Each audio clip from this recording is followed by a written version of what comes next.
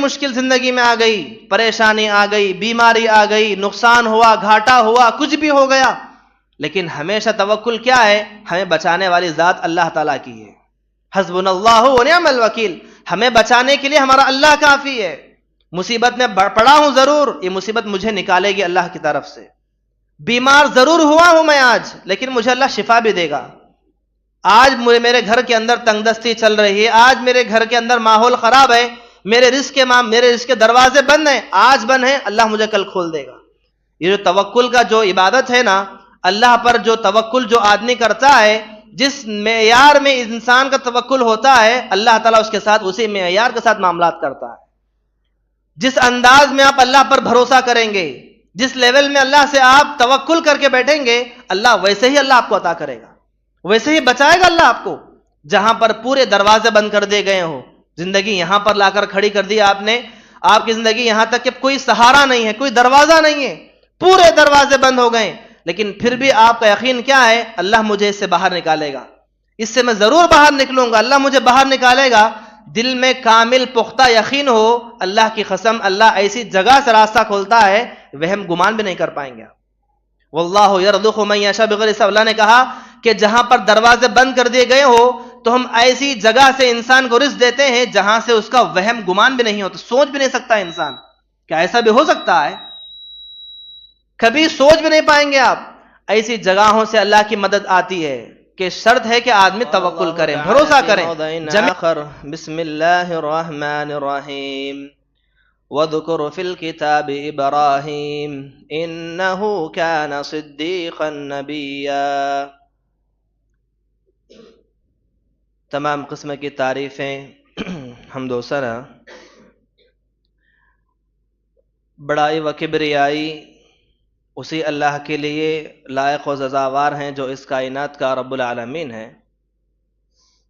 بے پناہ درود و سلام نازل ہو تمام انبیاء علیہ السلام پر،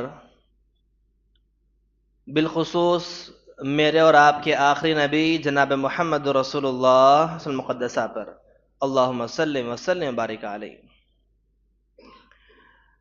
محترم حاضرین، جیسا کہ میں اور آپ سب جانتے ہیں کہ بس کچھ ہی دنوں میں ہم اللہ تبارک و تعالیٰ کے ایک معزز مہینے میں داخل ہونے والے ہیں، جس کو ماہ ذی الحجہ کا مہینہ کہا جاتا ہے.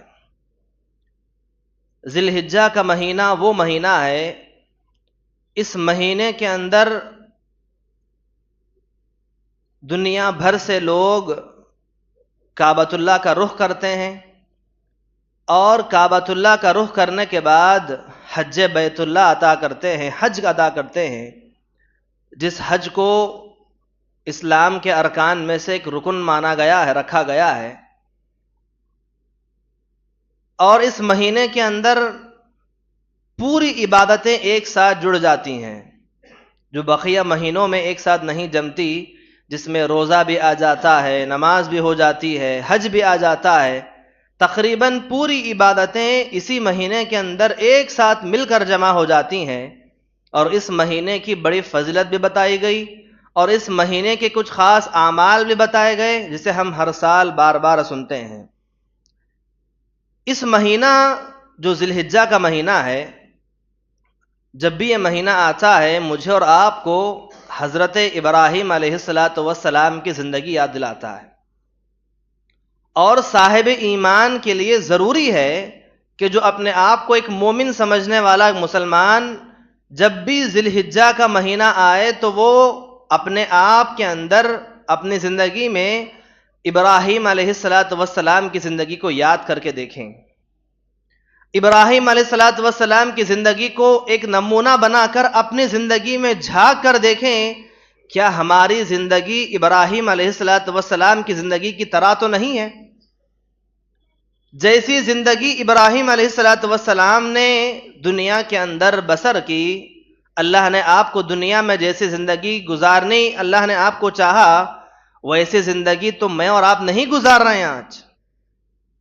ابراہیم علیہ السلام کے بارے میں جیسا کہ ہم سب جانتے ہیں کہ اللہ تبارک و تعالیٰ نے آپ کو ایک خاص ٹائٹل سے اللہ نے علی کیا، ایک خاص لقب اللہ نے آپ کو عطا کیا، وہ کیا تھا؟ خلیل اللہ، یہ اللہ کے خلیل ہے۔ خلیل کس کو کہتے ہیں؟ اس کو خلیل دوستی میں ایک دوست ہوتا ہے جسے جو ہے ہم بہت ہی قریب جانتے ہیں، جسے ہم جگری کہیں، کوئی اور کہیں، جسے ہم ہر بات مانتے ہیں۔ ایک دوستی کا ایک معیار ہوتا ہے۔ خلیل اس دوست کو کہا جاتا ہے، اس سے آگے بڑھ کر کوئی اور الفاظ نہیں ہیں۔ کئی ایسے دوست آپ کو ملیں گے جسے ہم کچھ باتیں بتائیں گے، کسی کو نہیں بتائیں گے۔ کسی سے ہمارا تعلق تھوڑا کم ہوتا ہے، کسی سے بہت زیادہ ہوتا ہے، کسی سے اور بھی زیادہ ہوتا ہے۔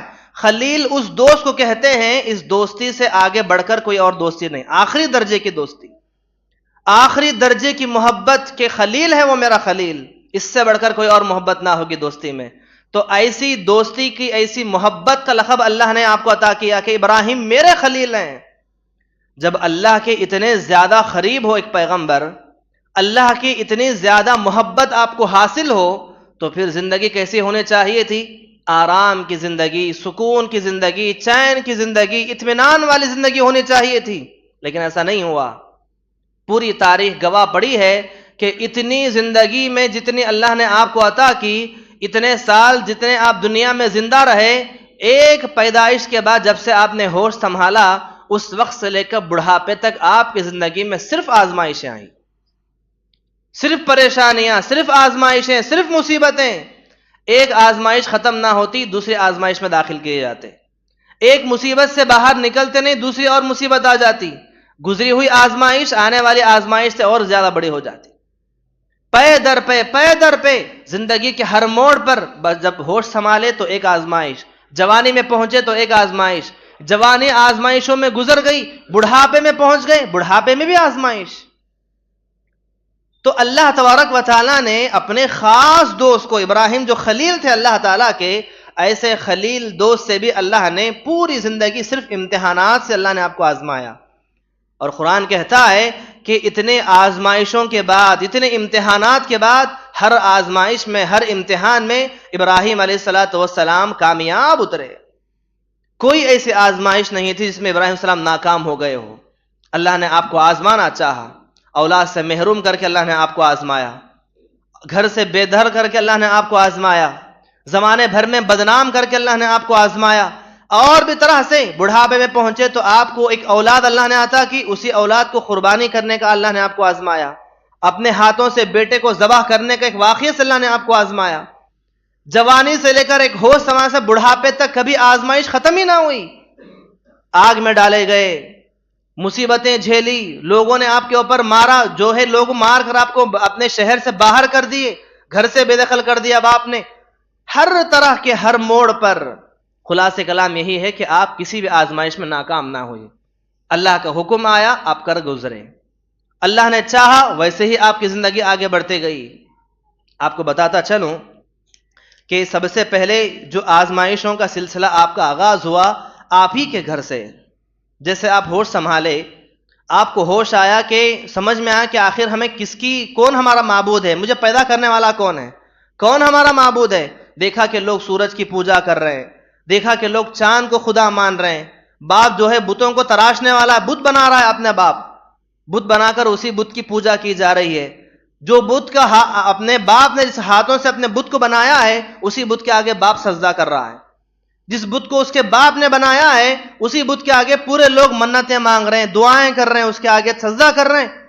ابراہیم علیہ السلام نے سوچا کہ جس کو اپنے ہاتھوں سے بنا گیا ہو وہ ہمیں کیا عطا کرے گا، شاید کہ کوئی اور ہے۔ قرآن نے سے کہا فَلَمَّا رَأَى الشَّمْسَ بَازِغَةً قَالَ هَذَا رَبِّي، جب سورج کو دیکھا، فَلَمَّا رَأَى الْقَمَرَ بَازِغًا قَالَ رَبِّي، جب چاند کو دیکھا کہا کہ یہ ہمارا رب ہے، یہ ہمارا رب ہے۔ شام ہوئی تو سورج بھی غروب ہوا، رات کو جب چاند نکلا تو چاند بھی صبح ہوتے ہوئے ڈوب گیا۔ کہا کہ جب چاند بھی ڈوب رہا ہے، سورج بھی ڈوب رہا ہے، تو اس کا مطلب اسے ڈبانے والا بھی کوئی بیٹھا ہے۔ کہا کہ میں ان تمام چیزوں سے بری ہوں، انی وجہت وجہ فطرۃ۔ قرآن نے کہا کہ میں جو آپ تمام لوگوں کو آپ اس کی پوجا کر رہے ہیں، جس کو خدا مان رہے ہیں، ان تمام لوگوں سے میں بری ہوں۔ انی بری، میں ہر چیز سے بری ہوں، میں اس رب پر ایمان لاتا ہوں جس نے ان تمام چیزوں کو پیدا کیا ہے۔ جب سے آپ خدا کو سمجھ بیٹھے، اللہ کو پہچان بیٹھے، اس وقت سے آپ کی آزمائشیں شروع ہوئی۔ سب سے پہلے آزمائش کیا تھی؟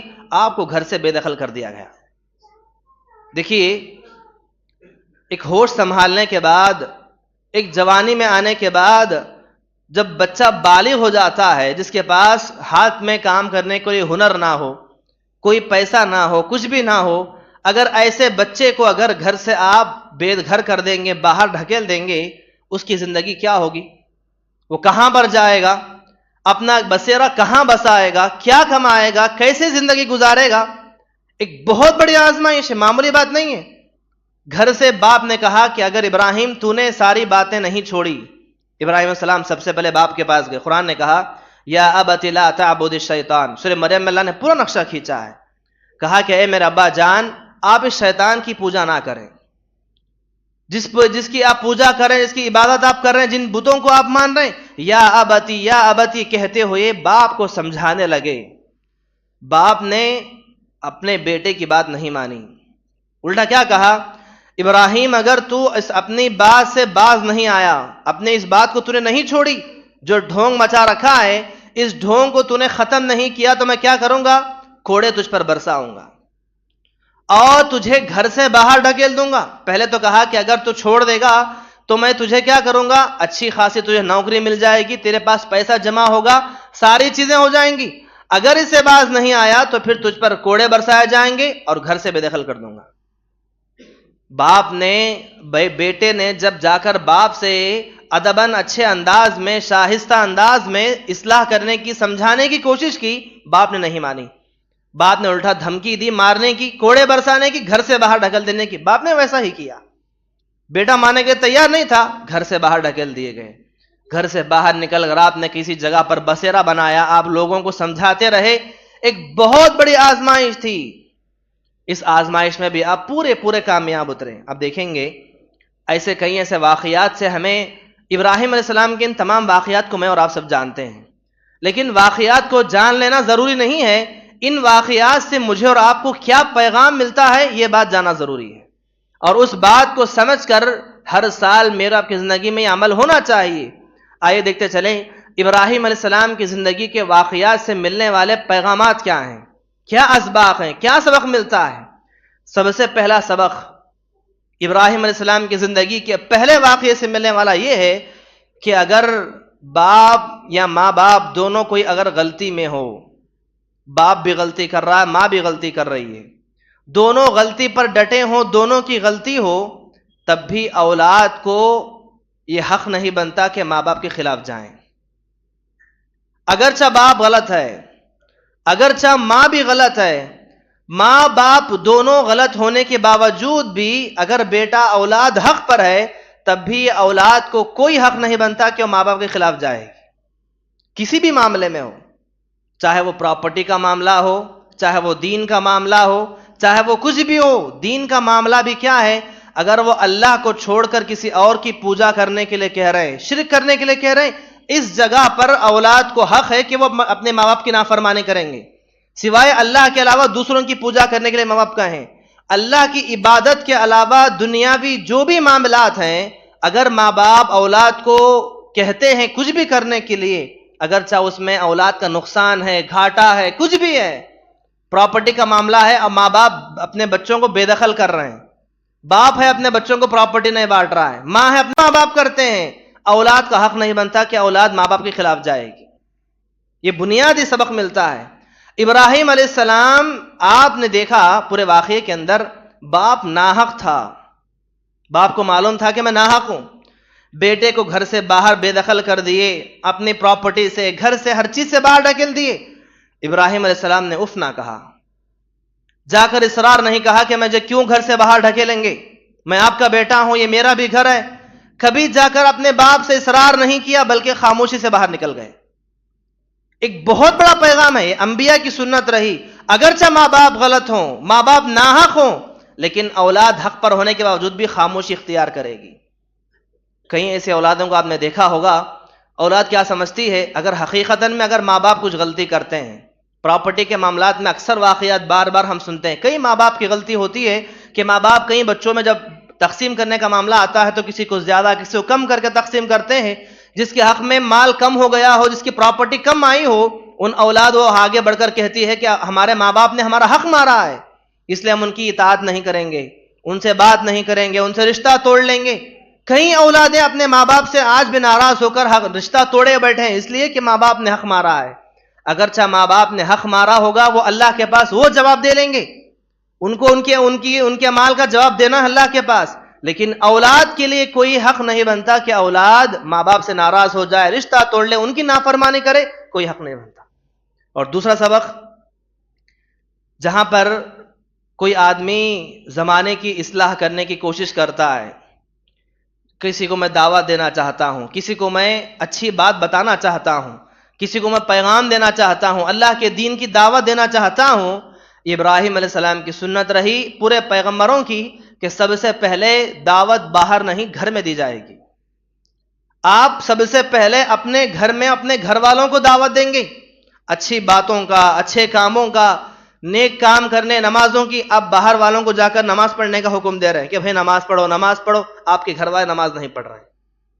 آپ خود جا کر لوگوں کو باہر جو ہے دین کی باتیں بتا رہے ہیں، دین پر چلنے کے لیے کہہ رہے ہیں، اور آپ کے گھر کے اندر دین کا ماحول نہیں ہے.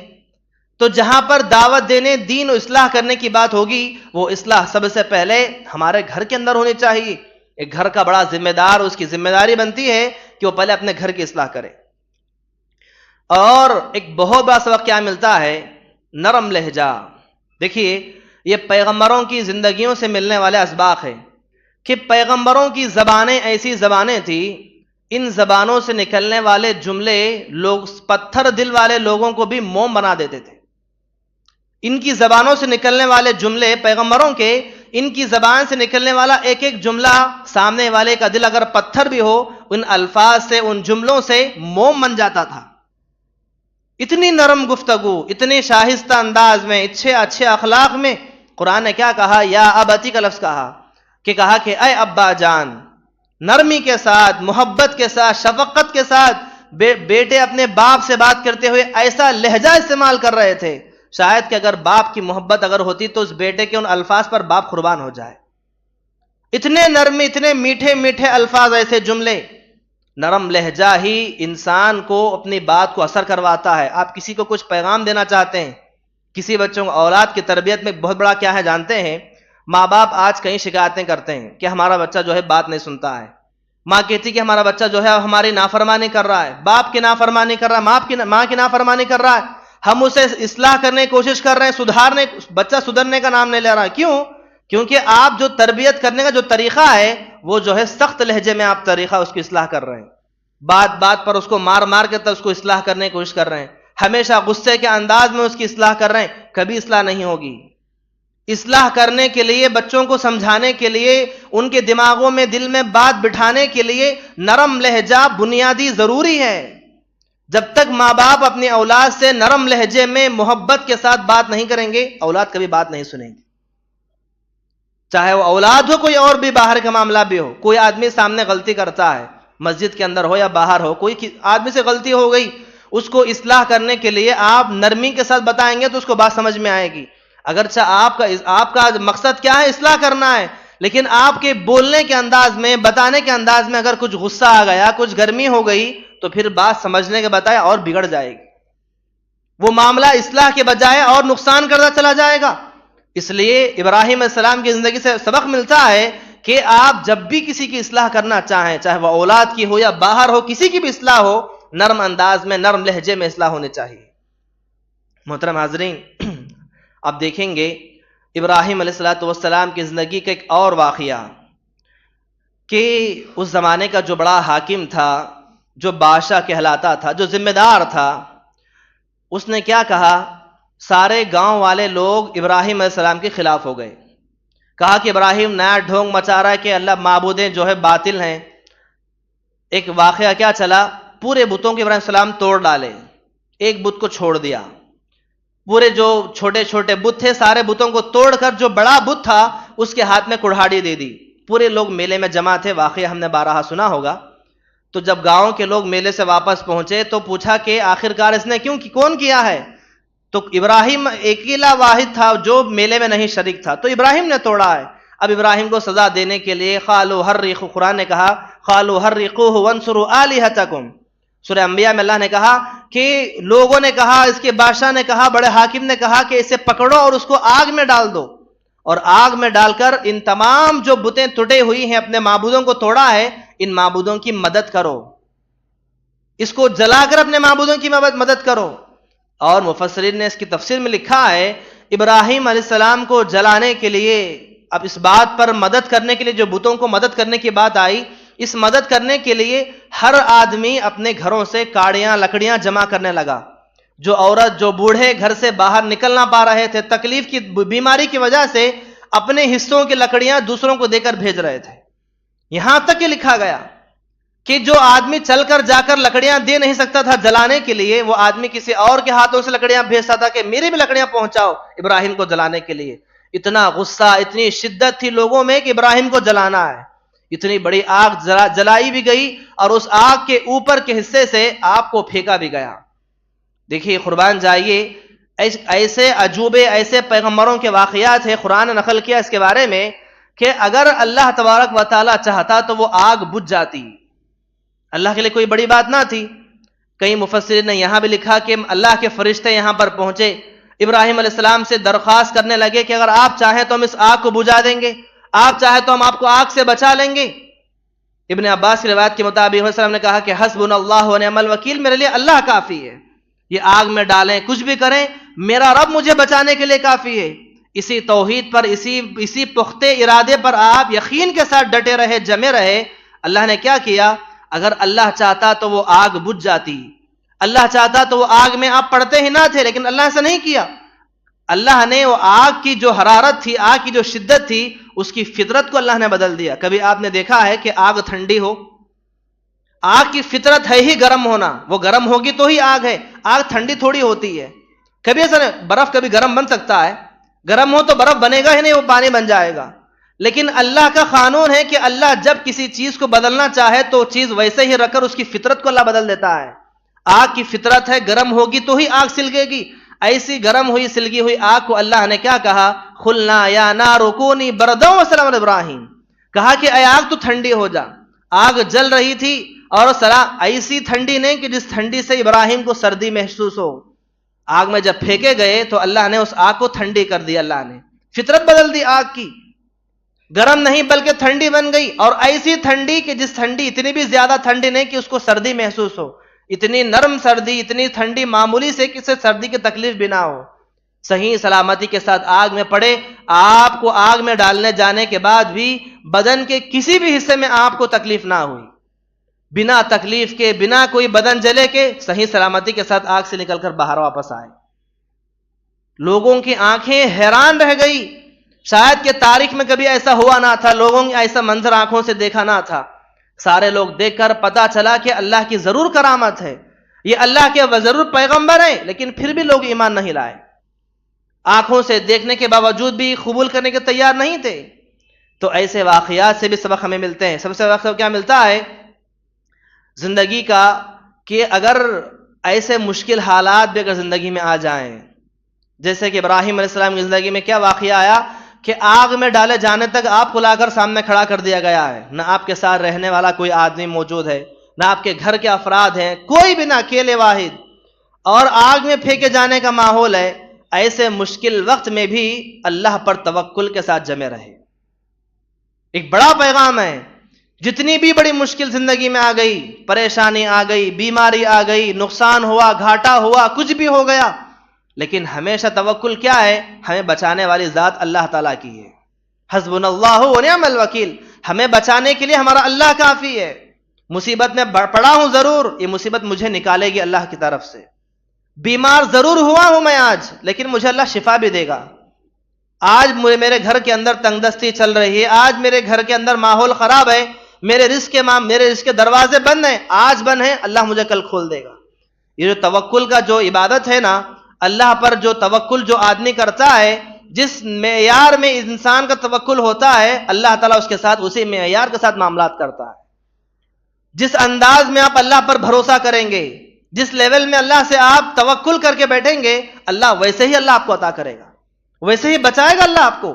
جہاں پر پورے دروازے بند کر دیے گئے ہوں، زندگی یہاں پر لا کر کھڑی کر دی آپ نے، آپ کی زندگی یہاں تک کہ کوئی سہارا نہیں ہے، کوئی دروازہ نہیں ہے، پورے دروازے بند ہو گئے، لیکن پھر بھی آپ کا یقین کیا ہے؟ اللہ مجھے اس سے باہر نکالے گا، اس سے میں ضرور باہر نکلوں گا، اللہ مجھے باہر نکالے گا. دل میں کامل پختہ یقین ہو، اللہ کی قسم اللہ ایسی جگہ سے راستہ کھولتا ہے وہم گمان بھی نہیں کر پائیں گے آپ.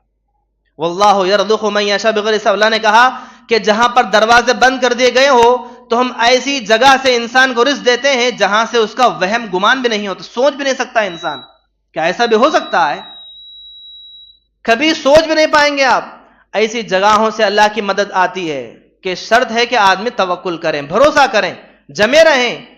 اور ایک بات اور پتہ چلتی ہے اس سے یہ کہ اگرچہ اللہ تعالیٰ آپ کی مدد کرنا چاہے، اللہ آپ کو بچانا چاہے، دنیا بھر کی طاقتیں مل کر بھی آپ کا کچھ بگاڑ نہیں پائیں گی. پوری دنیا، پورے لوگ، پورے بادشاہ کی پوری طاقتیں جلانے کے لیے تیار ہو گئی، آگ جلا بھی گئی، لیکن اللہ نے آپ کو بچانا چاہا. جب اللہ بچانا چاہتا ہے دنیا بھر کی طاقتیں مل کر بھی انسان کا بال بھی بگاڑ نہیں کر سکتے. یہ توکل ہونا چاہیے. اگر آپ کے دشمن زیادہ ہو گئے، آپ سے حسد کرنے والے زیادہ ہو جائیں، آپ سے نفرت کرنے والے، آپ کو نقصان پہنچانے والے زمانے میں بھر جائیں، کوئی ڈرنے کی بات نہیں. اگر اللہ کی مدد آپ کے ساتھ ہے، اگر اللہ آپ کو بچانا چاہے گا، ہزاروں کی تعداد میں بیچ میں رہ کر بھی آپ صحیح سلامتی کے ساتھ رہیں گے.